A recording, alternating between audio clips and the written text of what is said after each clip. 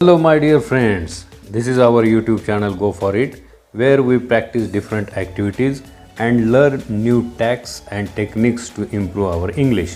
मित्रांनो, हा आहे आपला YouTube channel go for it, ज्यामध्ये आपण इंग्रजीच्या आपल्या विकासासाठी अनेक कृती उपक्रम करतो, समजून घेतो आणि नवीन तंत्र देखील शिकतो. I am very happy welcoming you as always to the new session of our English class. नेहमीप्रमाणे या इंग्लिश क्लासमध्ये तुमचं स्वागत करताना मला आनंद होत आहे. This is my English book 7 and today we are going to discuss about the various task and activities given under lesson in a class of their own part 1 under the head of English workshop.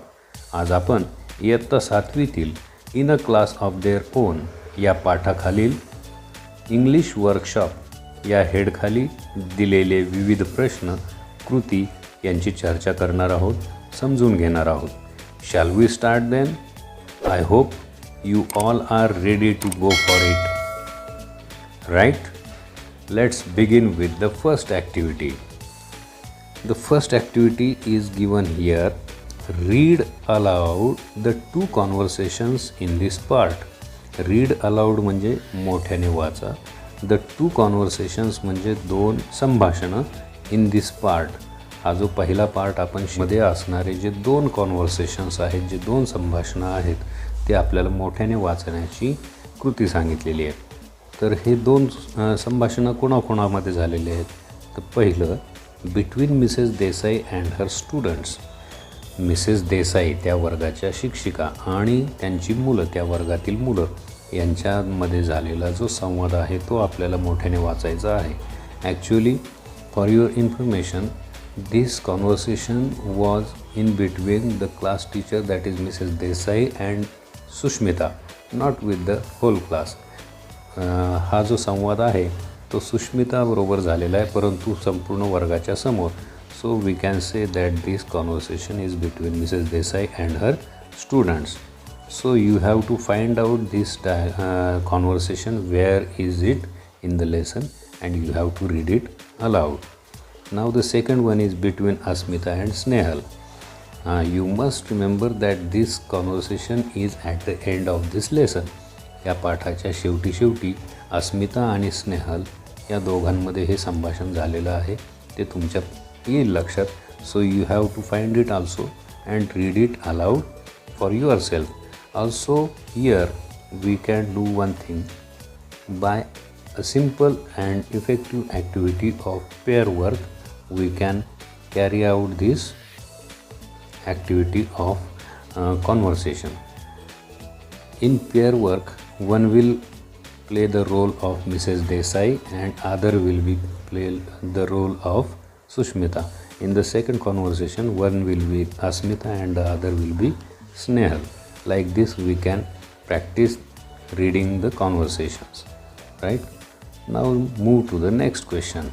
That is, say whether the following sentences are right or wrong.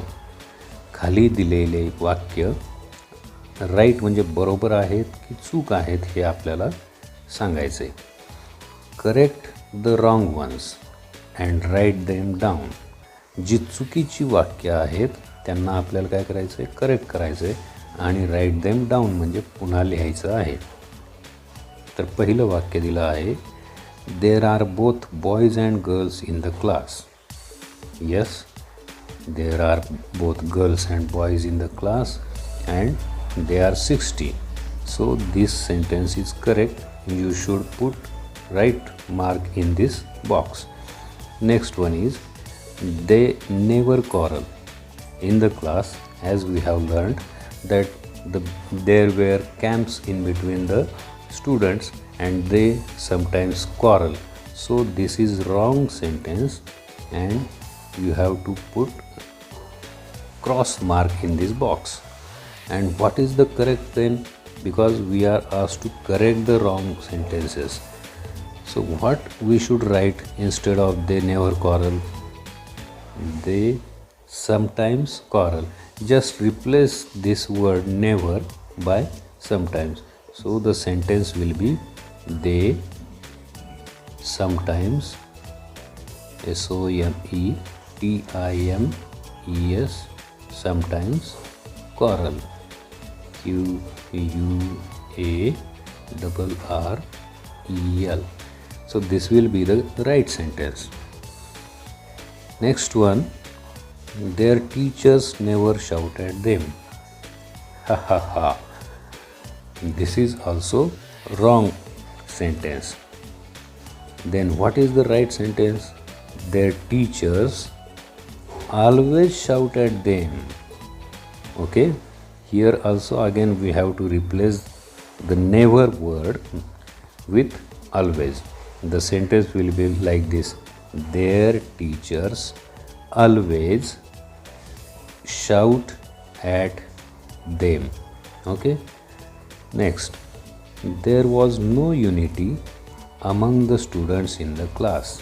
त्या वर्गामध्ये एकी नव्हती. हे तर पूर्ण चुकीचं वाक्य आहे.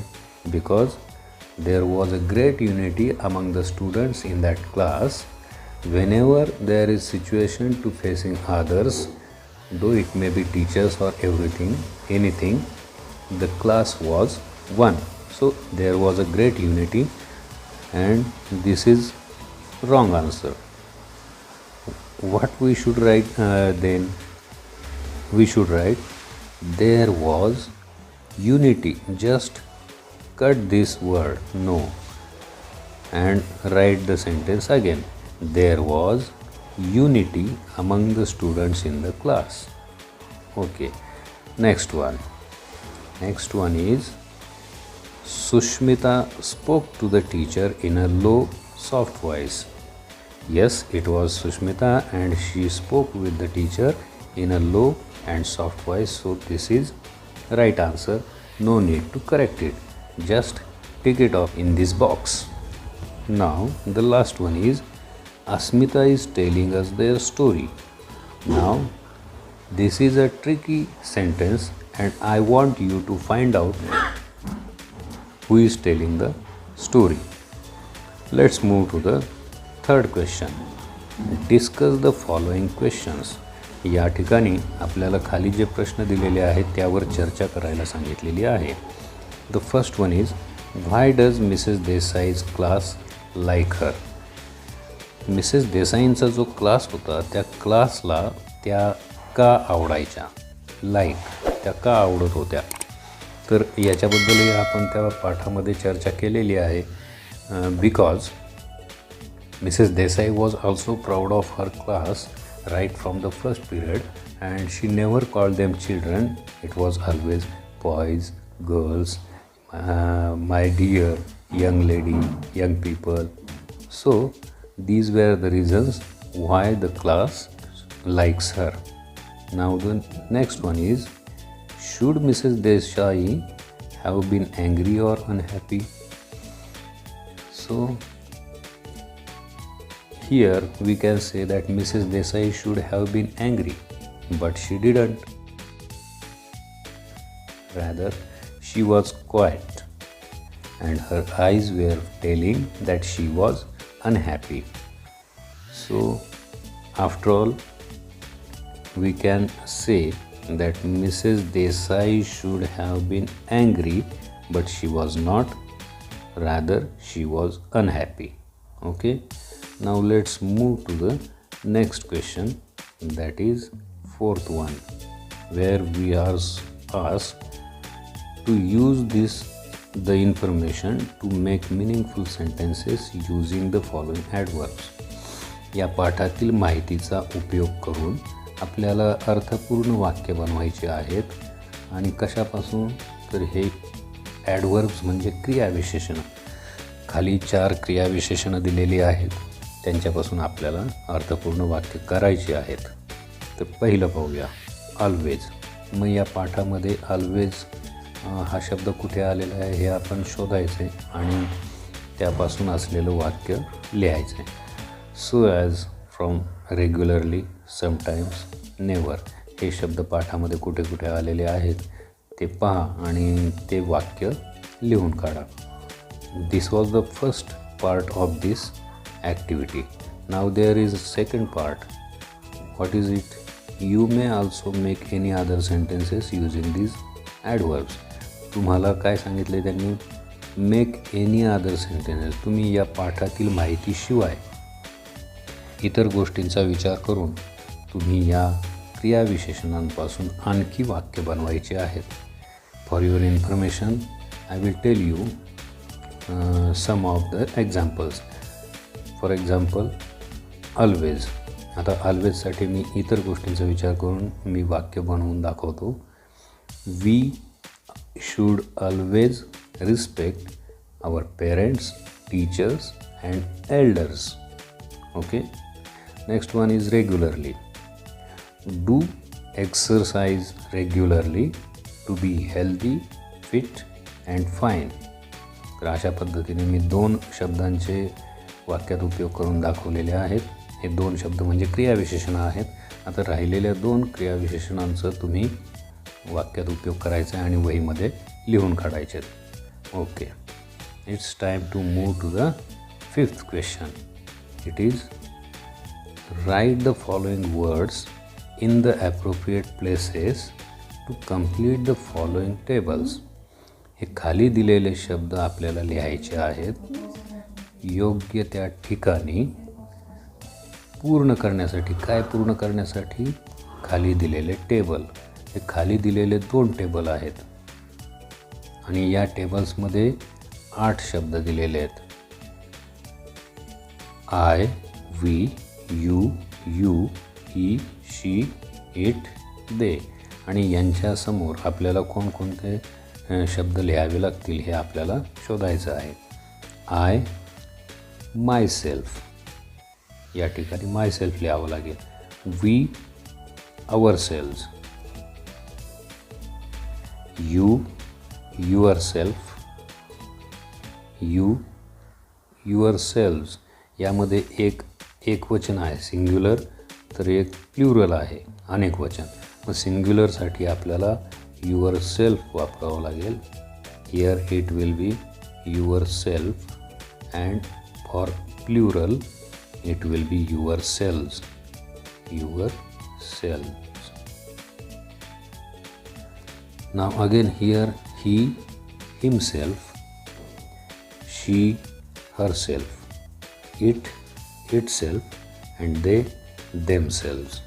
Like this you have to write these words in these places to complete the tables. Now the 6th question we are going to discuss about. Here it is. What is the activity? Say the alphabet from A to Z. A पासून Z पर्यंत आपल्याला English बाराखडी म्हणायची आहे. ते अक्षर म्हणायचे आहेत. There are 26 letters in the alphabet. आपल्या सगळ्यांनाच माहिती आहे की त्यामध्ये 26 अक्षरं आहेत. Divide them in two groups of rhyming letters. मग त्यांची विभागणी कशी करायला सांगितलेली आहे? रायमिंग लेटर्स एकत्र आणायचे, त्यांचे गट करायचे. फॉर एक्झाम्पल त्यांनी उदाहरण दिलं आहे. क्यू, यू, डब्ल्यू हे जे 3 अक्षरं आहेत आर रायमिंग लेटर्स. हे रायमिंग अक्षरं आहेत that end with the you sound. त्यांचा शेवट यू, वाय यू या ध्वनीने होतो म्हणून त्यांना रायमिंग लेटर्स म्हटले. Did you find a rhyming letter for each of the 26 letters. मग आपल्याला बाकीचे जे अक्षरं आहेत या अल्फाबेट्समधील त्यांचं आपल्याला गट बनवायचे आहेत आणि ते गट तुम्ही बनवायचे. तुम्हाला माहितीसाठी एक गट मी बनवून दाखवतो. Write the first letter of this alphabet that is A. A rhymes with J, right, and also there is one more letter that is K. So this is a group of rhyming letters. Okay. Now this way we are coming to the end of this workshop, and now the last section of this workshop is remaining, that is language study. And in the language study we are going to discuss about the common nouns. Common nouns म्हणजे सामान्य नाम. Some nouns stand for groups of things or people. काही नामं त्याच्यातून आपल्याला समूहाचा बोध होतो. वस्तूंचा समूह किंवा लोकांचा समूह यांचा बोध होतो. स्टँड फॉर म्हणजे बोध होतो काही नामांचा. Such nouns are called collective nouns. अशा नामांना काय म्हणतात? समूहदर्शक नामे किंवा समुच्चयदर्शक नामे. फॉर एक्झाम्पल, त्यांनी एक्झाम्पल दिलेली आहेत, पाहू आपण. क्लास म्हणजे वर्ग. वर्गामध्ये अनेक मुलं मुली असतातच. Here in this lesson a class of 60 girls and boys. म्हणजे हा क्लास जो शब्द आहे यामध्ये अनेक मुलं मुली असतात, म्हणून याला म्हणतात कलेक्टिव्ह नाउन, समूहदर्शक नाम. पीपल, पीपल म्हणजे लोक, अनेक लोक. That is also a collective noun. A herd of cattle, cattle म्हणजे जनावरं आणि हर्ड म्हणजे कळप, जनावरांचा कळप. त्या कळपामध्ये सुद्धा अनेक जनावरे असतात. अ फ्लॉक ऑफ बर्ड्स, पक्ष्यांचा थवा, थव्यामध्ये सुद्धा अनेक पक्षी असतात. So flock is a collective noun. A team of players, again here is team, that means there are many players in a team, so team is also a collective noun. A set of cards, कार्ड्सचा संच. List of names, नावांच्या याद्या. so these all are collective nouns, right? do you understand what is collective nouns now? ज्यांच्यामधून आपल्याला, ज्या नामांमधून आपल्याला अनेक वस्तूंचा समूह, अनेक लोकांचा समूह, अनेक प्राण्यांचा समूह, अनेक गोष्टींचा समूह असा बोध होतो, त्यांना म्हणतात कलेक्टिव्ह नाउन्स. पुढे काय म्हटलं आहे त्यांनी? Note that collective nouns also have singular and plural forms. त्यांनी पुढे एक गोष्ट लक्षात घ्यायला सांगितली की या समूहदर्शक नामांचे सुद्धा एकवचन असतं आणि त्याचबरोबर plural, singular and plural forms, एकवचन आणि अनेकवचन असतात. कसं? त्यांनी उदाहरणं देऊन सांगितलं आहे. एक्झाम्पल्स. क्लास हे आपण आत्ताच पाहिलं की समूहदर्शक नाम आहे. मग याचं क्लास हे एकवचन आहे, सिंग्युलर फॉर्म. तर classes that is plural form. जसं आपल्या शाळेमध्ये सुद्धा किती वर्ग आहेत? 7 वर्ग आहेत. एक वर्ग जर म्हटलं आपण तर दॅट इज समूहदर्शक नाम, कारण एका वर्गामध्ये भरपूर मुलं असतात आणि असे 7 वर्ग आहेत, म्हणजेच classes. So class is a singular form of this collective noun and classes is the plural form of this collective noun. So as herd and herds, जनावरांचा कळप, एक जनावरांचा कळप, अनेक जनावरांचे कळप. फ्लॉक, पक्ष्यांचा थवा, फ्लॉक एकवचन, फ्लॉक्स अनेकवचन, right? And the last activity they are asked about these common nouns. Make a collection of collective nouns. या समूहदर्शक नामांचा आपल्याला त्यांनी संग्रह करायला सांगितलेला आहे, संकलन करायला सांगितलेलं आहे. मग तुम्ही पुस्तकामध्ये पाहून शोधण्याचा प्रयत्न करा and collect the collective nouns. This way we have come to the end of this workshop. I hope you must have understood all the activities in this workshop. Do read these conversations aloud with yourself, and also practice pair work activity also if you can.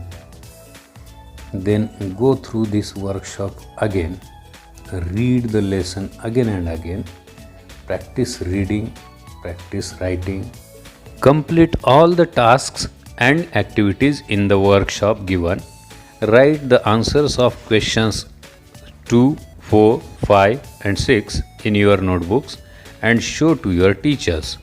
जर यातील काही भाग समजला नसेल तर हा video पुन्हा पहा आणि समजून घ्या. Go through this video again and again and try to understand all the activities. In the next period, we will discuss the second part and the uniqueness of this class. Till then, keep reading, keep speaking, writing and learning. Stay home, stay safe and take care. Bye bye.